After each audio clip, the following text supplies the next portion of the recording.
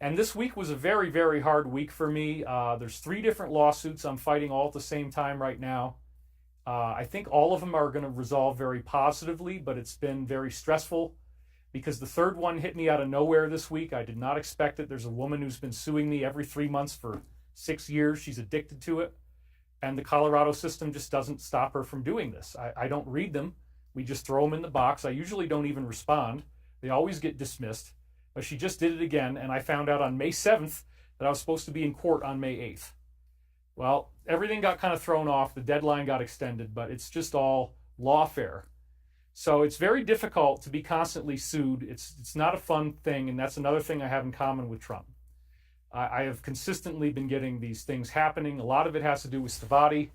We had some people put money in, and we're going to give them their money back, but they're asking for unreasonable terms. You can't take $1 million and turn it into $5 million. That's because we were going to create profit as a result of the investment leading to products that we then generate over a period of time. But anyway, aside from that, the trolls love this stuff. The trolls love the fact that the deep state, or whatever you want to call it, the intelligence communities, they're part of it is from them. They throw these things at us. They keep trying to drag us down. We have had unbelievable, unrelenting interference. And then also this week, we were highly, highly misled by a potential investor. Now, bear in mind, I have 7 others. We have some very, very sizable things going on. I really don't think it's going to be a problem, and it's going to be very soon. We have orders coming in from 2 countries right away, actually 3 now. And we have multiple investors, but we had one investor party who wanted to do a fairly significant investment for us. They delayed it for a long time. I joked in LA about something called the Tuesday-Friday game. This is where the money is coming, but they tell you that it's going to be here on Tuesday, and then when that doesn't work out, they tell you it's going to be on Friday, and then when that doesn't work out, they tell you it's going to be on Tuesday. So we laugh about this. We call it the Tuesday-Friday game, ha ha ha. But people really do this stuff. They mislead you.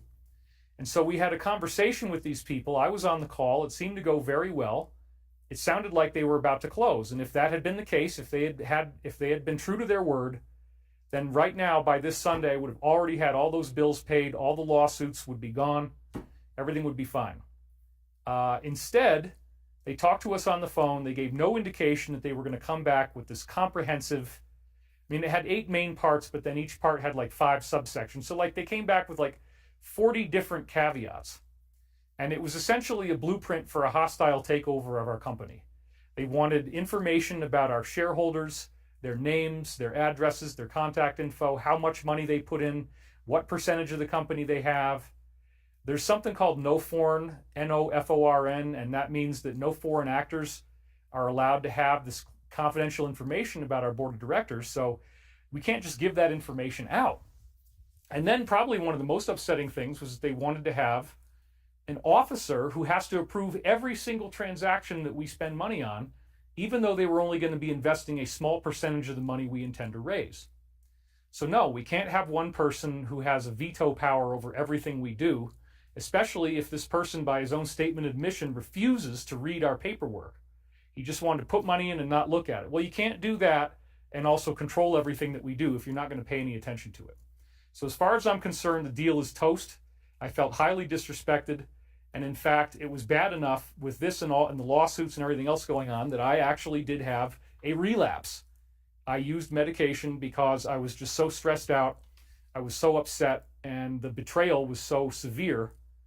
In fact, I had a dream about Hannibal Lecter, and that was a comparison to what happened in this deal. If you're going to talk to me on the phone and you're going to talk about what you're going to do, and you tell me certain things, I consider that a gentleman's agreement. I consider that a promise. I don't expect to see a list of 40 things that we never talked about that are highly invasive, that are going to make anybody angry. And then they say, well, we're not going to do it unless you do all these things. No, you don't get to take over the company. Sorry. And you don't get to look at everybody's innards. That's not going to happen. But I spent yesterday almost like crying because I was so happy that I finally, thanks to your donation, somebody's calling me right now. I finally, thanks to your donations, was able to not have this horrible sound destroying my life and destroying my peace of mind. So instead of that, I really should turn off my... Nobody's ever called me during a live stream before. Somebody might be mad that I talked about this investor, but look, If you guys are willing to drop all this crazy stuff, we will still work with you, but there are certain conditions that are going to have to be met. Okay, we will still work with you, but you got to be more reasonable. The letter I felt was very disrespectful. So that's all I'm going to say more on that. I'm not going to say any more. So if somebody's freaking out about me talking about it, don't worry, I'm done. That's all I'm going to say. It would be nice if we could bring them back. It really would, because it would solve all of our problems. We had a great talk on the phone. I really liked these guys. It felt very underhanded the way they did this. That's all I'm going to say.